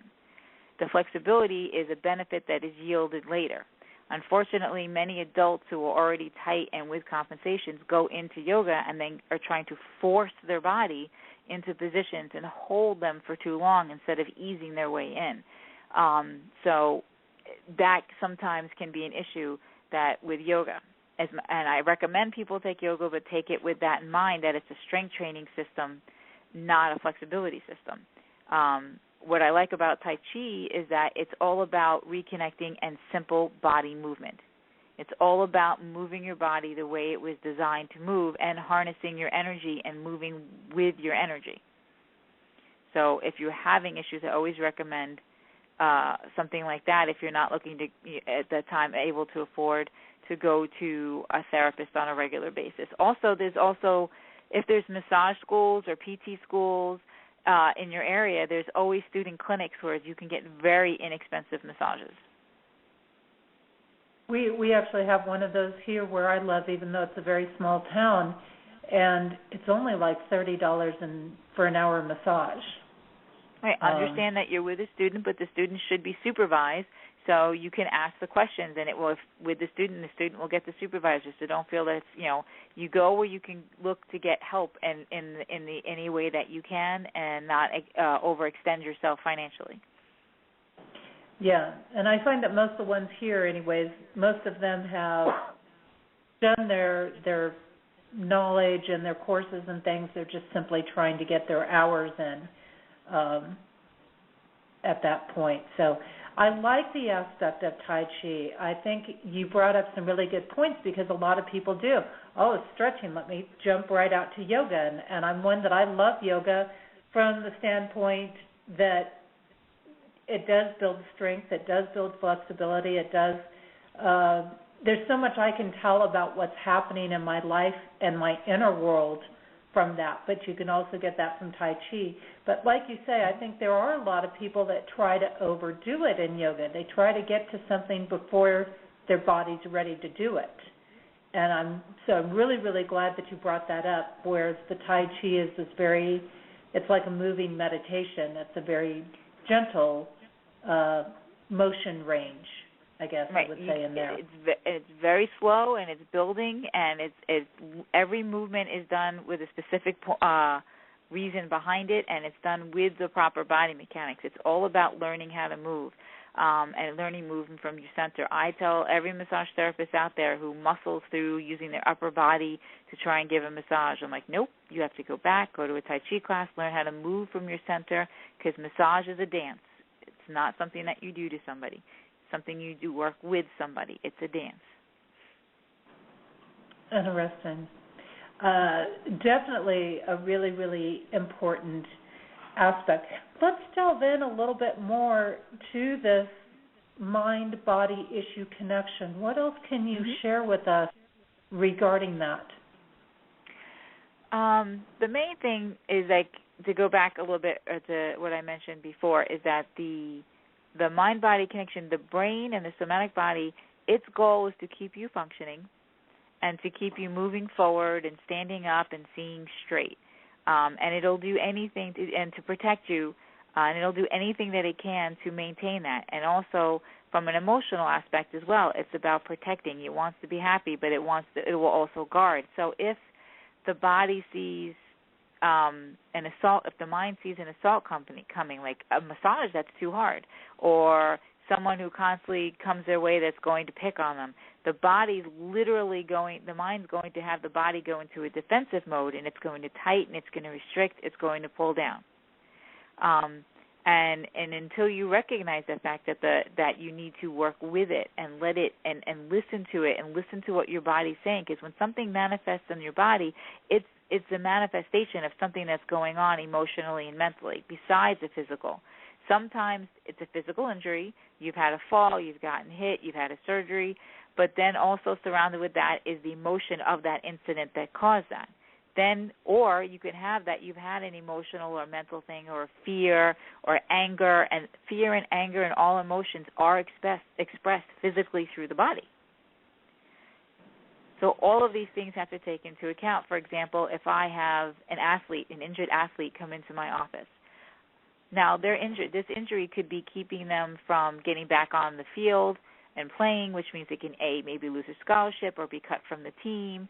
And this could bring on anger towards the injury. It could bring on fear for what the injury might mean. And all of that is manifesting in the body. The body is tightening up and restricting, and it's going to prevent my ability to help this person heal if I don't honor that and recognize that and bring that to their awareness that we need to breathe, we need to let this go, and let's move forward and work. If you just go ahead and just start working on the thing, if you try to fix yourself without acknowledging that, you might help yourself, you might get better, but you're not going to get 100%. You're going to miss out on the opportunity to fully let go and help your body heal if you don't acknowledge that. And just listen to your body when there's a pain, when there's an ache. Yes, I know you have to get up in the morning, you have to go to work, you have to do this, you have to pay the bills. But you still have to take the time, because there's going to be a point where if you don't listen, you're going to break down and you can't go to work, or you can't take care of your children, or you can't take care of the people that are your responsibility because you didn't take care of yourself first by listening to what your body was telling you. The body's always a manifestation for what's going on in the brain. You hit three key emotions there that I think almost everybody deals with, one or all of them: fear, anger, and stress. And I'm looking at the astrological influences that we are dealing with, which I know you're more on the physical side, but tying it in with some of these energy and these other areas and things that are happening, we're headed into a period where we're more prone to react, where we're more prone to get angry, where the stress levels are probably going to go up. People are looking around them at different things that are happening in the world, and the fear is kicking in. You know, am I going to have my job tomorrow? I mean, I've just had somebody today that says I was let go from my job. You know, or people that have been with a company for 20 years and all of a sudden they don't have a job. So the fear and the stress and everything is definitely there. I think there's people that are dealing with it a lot more in some ways in these times. Let me give you an example with fear and stress and how it can affect physically. I have a client that had called me up, and he was in massive pain. His sciatica was flying off. He could barely move. He could barely make it to me. So I took him for a late-night appointment, and I'm working on him, and I'm saying, you know, you really need to get up out of your chair more often. You really need to move, because he was a banker, a mortgage broker, and he's always in front of his computer screen, and he kind of does this giggle, you know, that guy giggle when it's something ridiculous. And I said, well, what was that for? He goes, it's kind of funny. He goes, his office lights are on a motion detector, and every 40 minutes or so he has to lift his hand up and shake his hand to turn the lights back on, which is just indicating to me that he's sitting so tight and so still in front of his computer and so barely moving that the motion detectors in his office aren't even detecting that he's there. So now you would think, well, this is a ridiculous thing. Why isn't he getting up? But, okay, that also says every time he walks in the door, he goes, and I ask how it's going, he goes, well, I'm still working. He's deathly afraid of the fact that he's going to be laid off. So just like in the abuse situation, he's making himself very small. And he's staying locked to that computer and doing what he's doing, and he's not even to the point, it's gotten to the point where he doesn't even want to move or leave his computer for catching someone's eye or him being the next person that's going to be fired. So that fear and that anxiety has manifested him in limiting his range of motion to the point that he's in massive pain. Wow. So I was physically working on his pain, and I was relieving his sciatica, but I was also there bringing this awareness to him that, you know, okay, you need to move more, you need to do this, but do you realize why you're sitting at that computer and you're not moving? And don't tell me it's because you have a lot of work to do, because you can still get up and move. And then, or I said that, you know what we're going to do? We're going to set an alarm on your computer so that every 30 minutes you're required to stand up and at the very least do a circuit and walk around your office. You don't have to step out the door, you just have to get up and move. So when you're dealing with issues, physical issues, you really have to sit back and look around. Is it an injury that's being created and made worse by the emotions surrounding it, and what that injury is limiting or keeping someone from doing, or cause and effect, basically? Or is it that you've actually managed to hurt yourself physically because of your fears or your anxiety, you've restricted, or you're doing something that's actually physically causing your body issues? And these are big things to think about that I think a lot of people don't think about. They don't think about, well, if I'm sitting, how could I possibly be causing my body issues? And sitting it's amazing is how smoking. It's amazing these small little things of just getting up and, you know, even walking across the room or something like that could make such a huge difference in our lives. I mean, it's just amazing, and it's true. And we do all kinds of funky things, I think, with our body when we start to get stressed or fearful. From the curling over or the, like you say, locking in, the tensing of the body. There are so many things, I think, that we do. But it does. It goes back to migraine headaches, TMJ, any of those things. Marjorie, now a lot of people are probably, there's probably a fair amount of people out there, too, that are thinking, well, I know how to stretch. I know what I'm doing. I'm going to start and I'm going to stretch and I'm going to do this and I'm going to do that. And, I used to run or I've done this, so I know what to do, and I'm going to pull my leg this way and I'm going to bend that way. And what suggestions do you have for these people? Because obviously with Tai Chi, that was one thing that you mentioned. It keeps a very even flow that's in the body's natural rhythms. But say somebody says, okay, well, what if I start stretching? Do you have any advice for them with that? I do. I have a couple of big pieces of advice. First off, the way we were all taught to stretch and the way we believe the stretch is actually incorrect. It's actually designed to work against the body. For example, how long do you think you should hold a stretch for? I couldn't even tell you anymore. Maybe a count of 8 or something? Or count of 8, the average person will tell you 20, 30 seconds, as long as you can hold it. And that is actually the opposite of what you should be doing. We all have a reflex in our body called the stretch reflex, which is an autonomic reflex that when you stretch too long, too hard, too fast, the body automatically has this reflex kick off, which tells the muscle that you're trying to stretch to contract, to protect itself. Hello, 5-year-old. So when people try to force a muscle into a stretch for 10, 15 seconds, within 2 to 5 seconds, this stretch reflex has kicked off. So within 5 seconds, your body's already trying to contract the muscle that you're trying to force into a stretch. So now you're in a fighting position. You're doing a push-pull fight with your body. What most people think is a stretch or the feel of a stretch is actually that fight. So my biggest recommendation right away is that if you're going to stretch, you want to not hold a stretch for more than 2 seconds. You want to then come out of it, then go back into the stretch for another 2. So I'd rather see you do 10 stretches held for 2 seconds than 1 stretch for 20. That's the first thing that I can tell you. The second thing is I believe in positional stretching. Most of the way that people have taught that they stretch, they're loading the muscle that they're actually trying to stretch. For example, when people are trying to stretch their hamstring and they've got they're got one foot up on a bench and the other foot they're leaning back on, and they're reaching over and trying to grab their toes. You've got about 5 different things wrong with that body position-wise to begin with. But the thing is that even though your body weight is back, your brain is telling the hamstring that you're trying to stretch to contract in order to hold you up in that position. Or the favorite position of stretching the calf by standing on a step and dropping the heel down. Well, you're dropping the heel down with your body weight on it. So what's holding you up? That's the calf that you're trying to stretch. So the big thing about when you're trying to stretch a muscle, you want to make sure that that muscle's in a position that it's completely relaxed and capable of being stretched. So that's a couple of very big things out there. It's just, understanding your body, how it was designed to move, stretching the muscle without loading the muscle, and do not hold the stretch for more than a couple of seconds.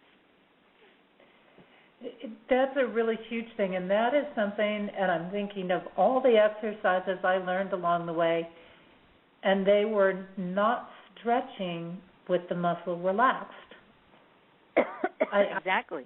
I think there's little to none that I was taught for stretching that was about relaxing it, unless I was maybe sitting down and leaning over or something like that, where there was not all the weight on the legs or something. But I'm thinking in almost every single one of them, like you say, loads that muscle in there. Mm-hmm. And again, that's got to trigger another round of mind and body cycles going on. Like, you're stressing me now. The emotional body, even without knowing it, is getting stressed. Right, and then you also end up being sore afterwards. And once you're sore, then you say, well, or you end up being tight very quickly afterwards, because what happened was you did not work with your body. You did not show the 5-year-old, okay, if we do this, we'll feel better. You forced the 5-year-old into fatigue. You forced it to stretch. You caused it pain until it gave up fighting you, and you felt like you had a little bit of increased range of motion. You didn't show the 5-year-old how the flexibility. You forced it. And then it got back at you when it was able to take control again. You were sore and tight, or tighter than you were before you stretched. If that's happening, if you're stretching and you're sore after, or you're tight within a half hour or, a couple hours later, you're back to being tight, you didn't achieve anything other than abusing your body. I've got somebody in our chat room who's asking, what about primary stretching before advanced stretching? Primary before, you mean warming? Okay, I'm not quite sure where they're going with primary before advanced. You mean doing basic stretches before you go into like crazy yoga positions? If that's where the person's going with that. Basically, stretching should be simple range of motion stretching. In other words, if you want to stretch your hamstrings, you should lay on your back and then lift your leg. There's multiple positions, but we'll do a full one. You're going to lock your knee, you're going to let your ankle be loose, and you're going to lift your leg up as far as it can go, and then put your leg back down. Then you're going to lift your leg back up, you're going to hold it for 2 seconds, and put it back down. And the more you do that, your body's going to realize, oh, wait, I can do this. I do have more. We're going to do some gentle assistance in the stretching. So you really want to do slow, simple, range of motion stretching. And the more you do that and the more you work with your body, the better you will get. It's not about advanced stretching versus primary. It's about range of motion and honoring your body and working with it and showing it that and reminding it of what your full range of motion was before you started walking. Right. So there's that thing of just, you're really only taking it as far as it's willing to go without pushing it over. Like it should never be a forced range of motion. There's no prize for making it go further than it will. It's about no overachieving. No overachieving. Yeah, we don't need to overachieve. There's no big trophy at the end because you managed to force your arm a certain way or your leg a certain way. So the release then that we were talking about at the beginning basically will come from doing it wherever you are now, and that will gradually allow more and more range of motion. Well, you want to go through, like, for example, you would lift your leg as far as that 5-year-old thinks it can go, and then, like, with a strap or a rope, you want to give it a little bit more, just a little bit more, and then let the leg go down. The next time the leg comes up, the leg is going to stop where that little extra was, and then you would give it what? A little bit more. It's a little bit more, a little bit more, and a little bit more range of motion. It's not let me try and force my knee to my chest. Or, my foot over my head and let me use that rope and crank my leg. It doesn't work that way. You might feel like you've achieved something because you managed to pull, but also when you pulled like that, you tightened up your upper body. You probably lifted your your rear end off the ground when your sacrum should have stayed flat. So now you really didn't get extra range of motion in the hip joint or extend the hamstrings. You actually pulled your body up and you didn't realize it. Right. So it will kind of gradually release on its own as you do this. As you gently guide it and show it, yes. Yeah, it will do that on its own. So, and so you did answer that question. Apparently, you were headed in the right direction with that. So, I'm glad to see that on there. This is so fascinating. This is really. A lot of people look at it and say, I never knew that stretching would be so fascinating and so interconnected with how I'm feeling in my mind. And, of course, this interrelates into our spiritual life because it's very hard for us to be connected with the divine when we have all these blocks going on. And I think there's a lot of people going, but I'm such a nice person and I give to people and I'm understanding and this and that.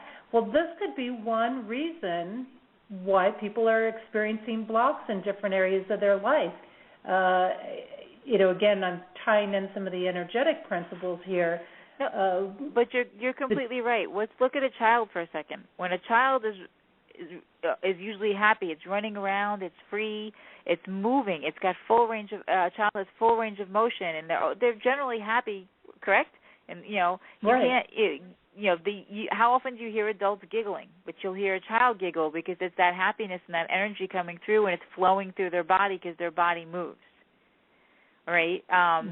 When we start getting tight and restricted range of motion and bad body mechanics and lack of circulation, and when I say circulation, I don't just mean your blood system and your lymphatic system. I'm talking about your energy system as well. Everything gets stagnated.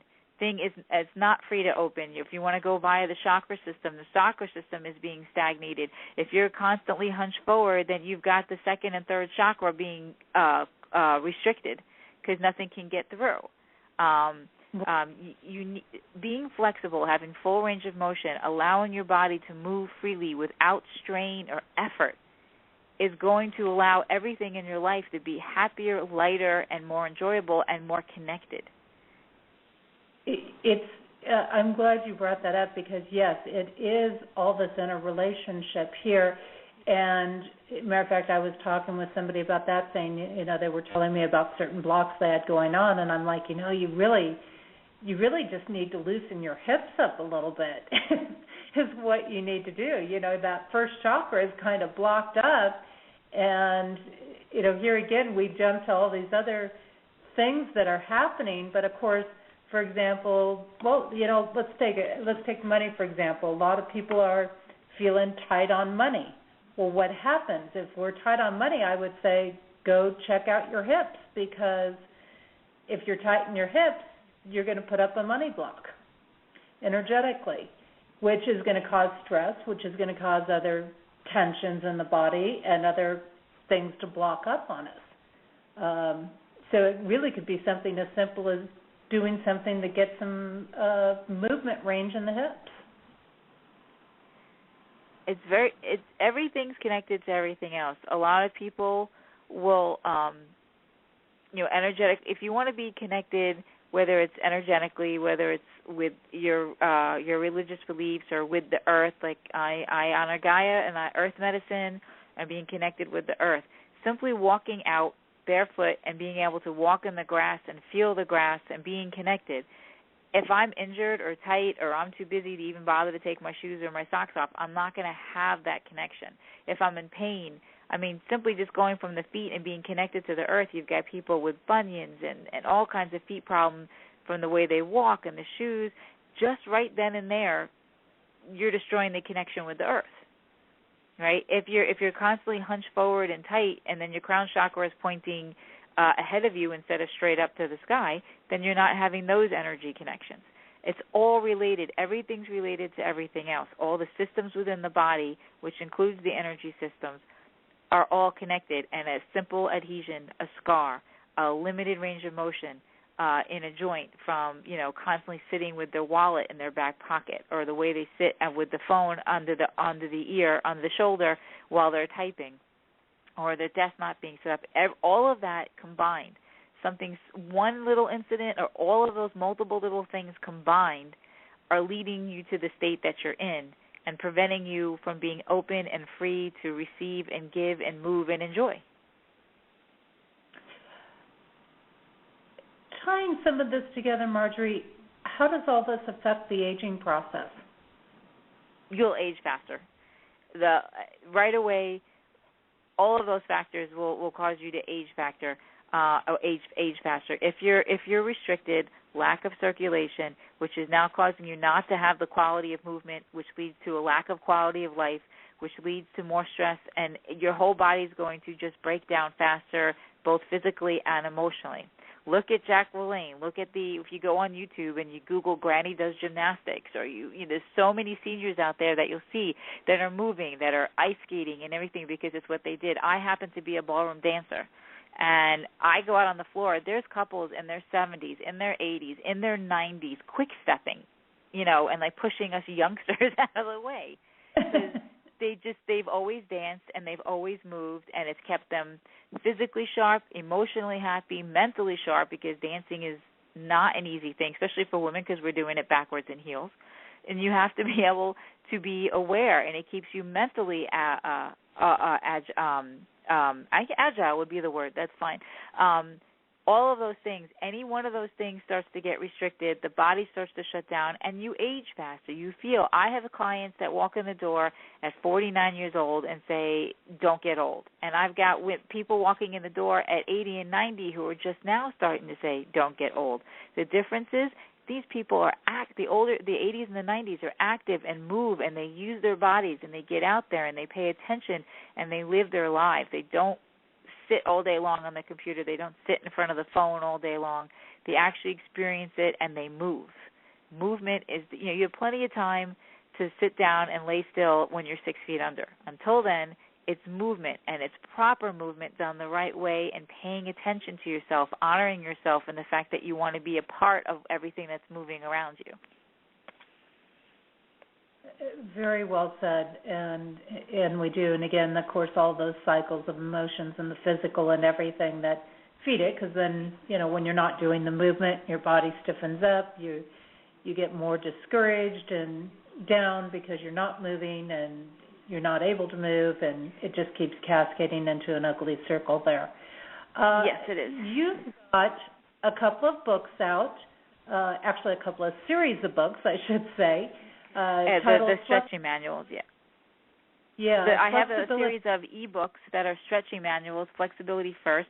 They actually still call it the FAST therapy. It's what I used to call my integrated therapeutic stretching. I used to call it flexibility and strength training therapy.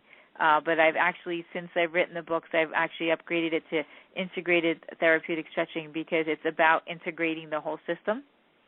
But it's the same thing. They're very easy. You can go to my website on the store, and it'll click you to where you can download the ebooks. It's which are called Flexibility First: A Fitness Approach to Life. And there's two series. There's one for the professional or for the home caregiver, which is assisted stretching, shows you how to stretch somebody else. And then there's the basic self-stretching series, which teaches you step by step how to stretch yourself personally. There's 3 ways to download it. You can do it on your Kindle or on your Nook, but I always recommend to do the ClickBank option, because that will send you a PDF that you can print out. You can't do that, and so you can have the individual pages and stretches in front of you if you don't want to use a Kindle or a Nook. I think it's great, and by the way, I do have Marjorie's books up under my guest products tab as well on my site. So that's another area you can find them and click in for those. And I believe, if I'm right, they're kind of broken into series, so each one addresses different parts of the body. Is that correct? Yep. For the self-stretching, like there's a neck manual, there's a shoulder manual, there's for your knees and your hips. And also, for those with neck issues, I actually just came out this week with videos, downloadable videos for stretching your neck. You can also pick those up off my website. It'll click you through to where you can download a video. It's my first set of videos is an assisted and a self-stretching video on how to stretch your neck. That's awesome, because it seems to me like the neck has got to be one of the biggest key things to stretch. It seems like that's going to... And you mentioned it earlier in the beginning of the program about the lack of oxygen to the brain and all that. That's actually one of the leading causes of dementia is lack of oxygen to the brain. And the reason you have lack of oxygen to the brain is lack of circulation, because everybody's tightening up and ending up hunching forward. So it's very, very key, especially for our seniors, to stretch their neck and get the neck open so there's more circulation going to the brain. Absolutely wonderful. Absolutely wonderful. Marjorie, do you have any events or anything like that you would like to share that you have coming up? At the moment right now, I'm actually just teaching continuing ed classes. I'll be here on one on Long Island, New York, and then I will be in Seattle in April. If you go to the site, I'm teaching professional classes, but I'm always available for speaking to any type of group that wants if they have any disease, disorder, or women's groups, or any type of support groups that are looking for answers to help the situation that they're dealing with. I'm always available. If I'm in your area, just give me a call. We can always arrange to set up. That's my main goal right now, is to get out there and spread the word and make people aware of the fact that, there is a solution. It's a very simple solution that everybody seems to have overlooked. It started with that little bump or that scar tissue that we just ignored, and the surgery that once we were glad it was over, we paid no attention to the lasting results. You can make a difference. You don't need the painkillers. You don't need to live in pain. You don't need to live in restriction. We want you moving, open and free, and living life in the fullest. And this is so important on so many levels. When we talk about restriction, again, we're not talking just about the physical body being restricted, but that cascades into emotional restriction, mental restriction, spiritual restriction, restricting what we're receiving from our outer world as well. So definitely, if you're feeling restricted in your life, get some stretching going, I would say. I agree. I think very, very important. This has been such a wealth of information. I have to say, I'm really blown away with what you're sharing tonight, and the volume of information that you have here. And again, I want to remind people it's at the bottom of our show description, but for those that can't see that, it's www.marjoriebrookseminars.com. That's MarjorieBrook seminars.com is her website. And you can go there, you can check things out, you can see what she's got. And I encourage you to do that because, again, this is just such a valuable piece to every single area of our life. Marjorie, is there any thoughts that you would like to leave us with? Any other pieces that you say, by gosh, if I can drive this home, that'll just make my day? Don't just settle. Don't listen to anyone else. Honor your pain. Honor your body. If it's telling you, if your body is not working the way you want it to, if you're living with pain, if you're living, whether physical, mental, or emotional, don't settle for that.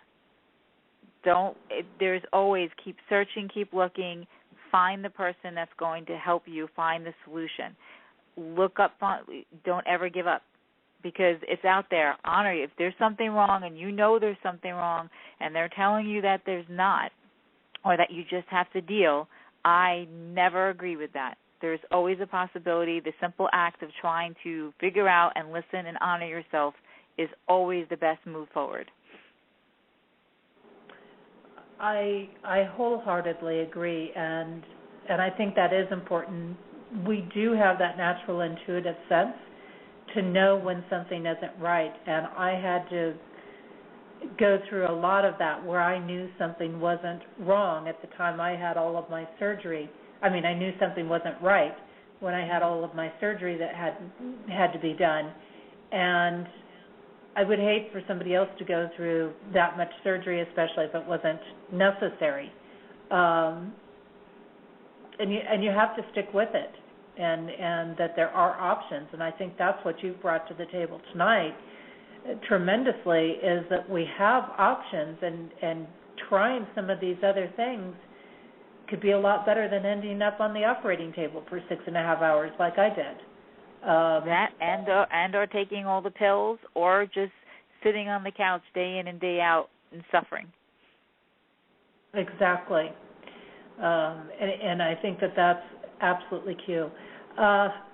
Marjorie, I want to appreciate you for being here and sharing this information and bringing light to what a lot of people, I think, never even think about or don't take into account of how this is affecting everyday life.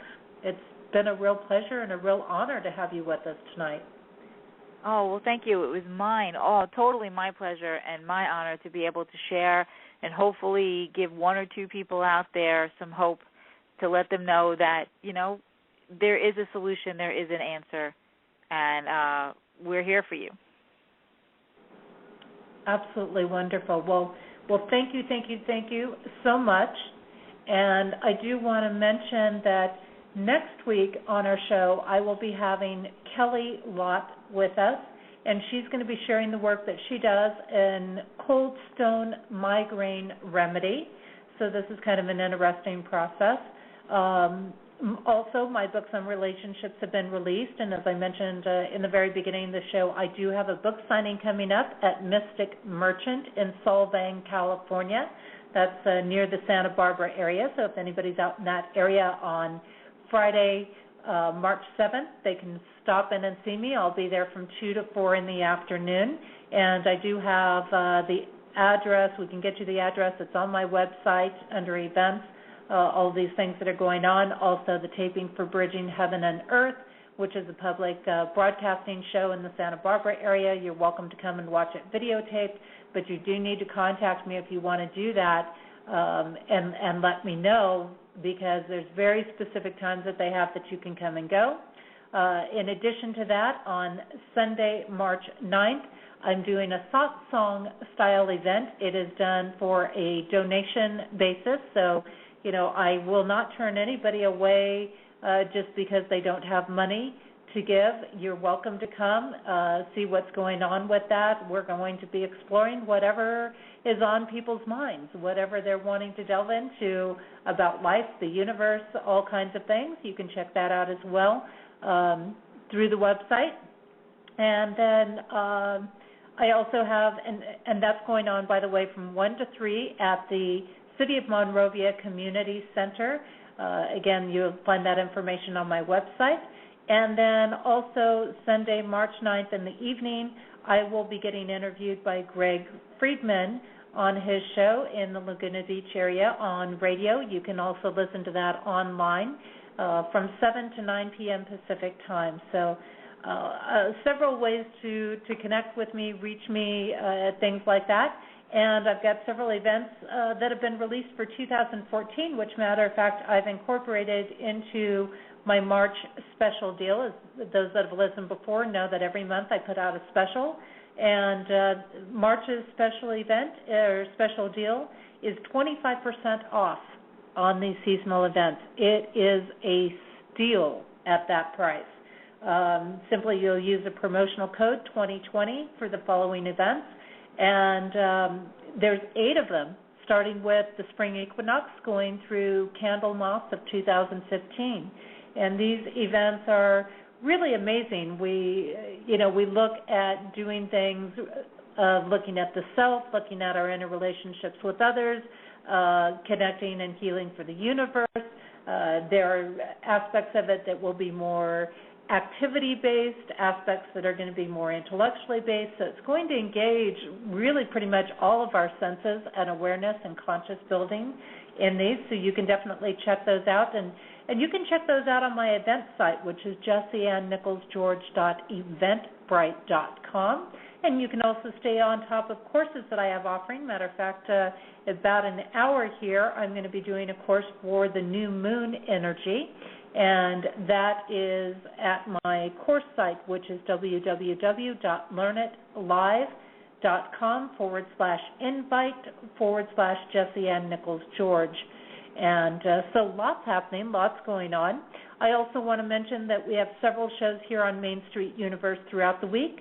Sunday nights we have Darren Bouquet, who's a reader at Madame Laveau in New Orleans, doing spiritual insights. So he kind of incorporates topic with readings, and he's really, really wonderful. If you ever got a question on something, you can just call him up on his show on Sunday nights and get him to answer the questions for you. On Monday nights, Randy Goldberg is doing Vedic astrology. Tuesdays, we have Susan Weed, who is sharing her work in herbs and natural plants. Wednesday nights is our flagship show. We have Daniel, Janice, and Brett running the flagship show. On there, they're usually discussing different topics. Sometimes they'll have a guest on the show. It's varied. Thursdays is Queen Mother Amaku, who looks at Egyptian culture.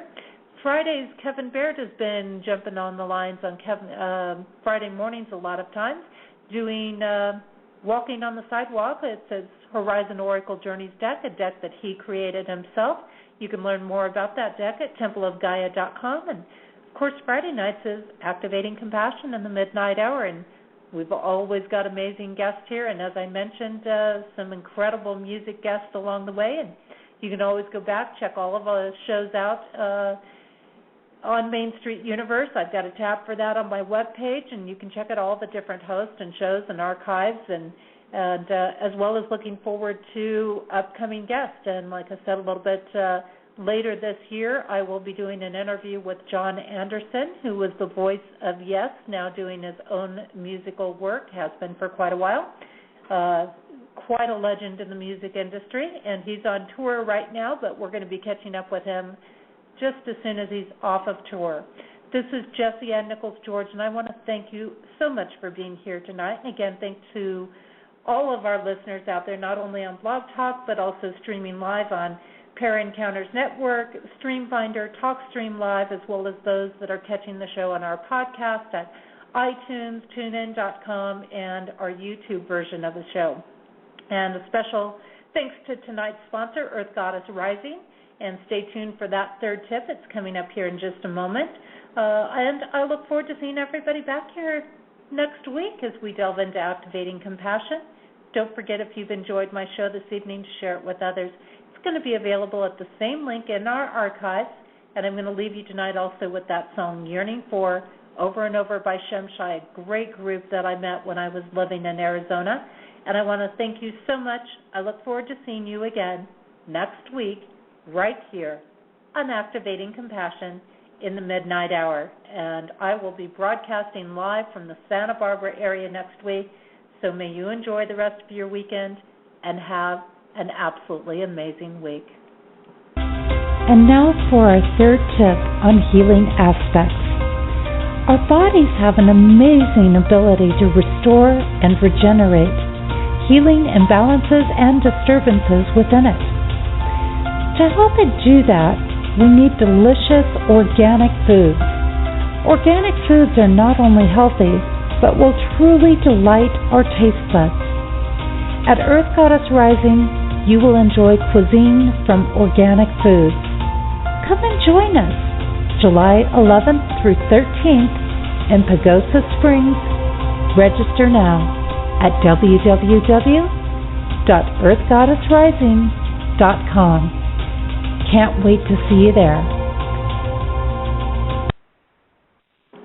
And if I could see what makes me blind, I would soar to the edge of my mind, and to touch what seems unreal, just to show you the way that I feel. And we are in time with time, one with the season of change inside. And we are in tune with the tune, caught in a balance of sun and moon.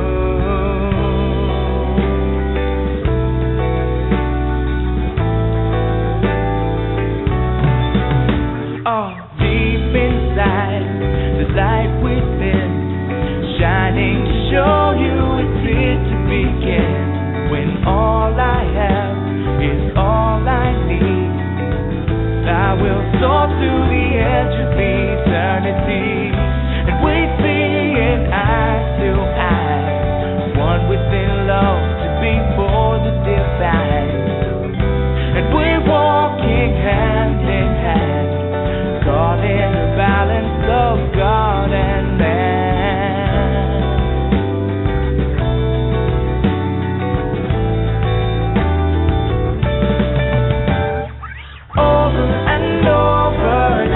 Your lover, learning to walk just a little bit slower, whispering secrets, I bet you can't keep it. No turning back now, this time we reveal it. One to another, all will discover the still turning, the love is still burning.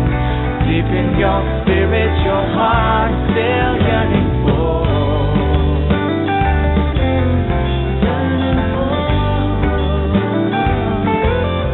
Yearning for.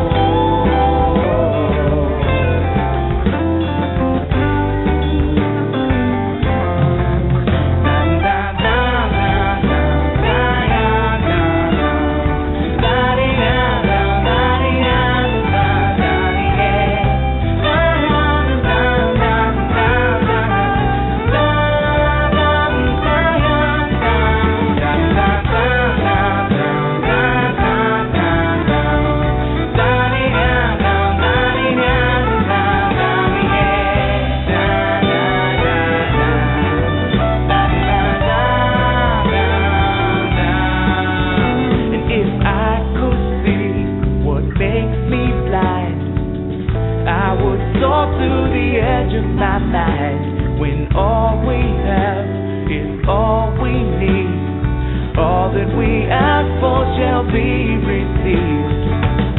And we see in eye to eye, one within love before the divine.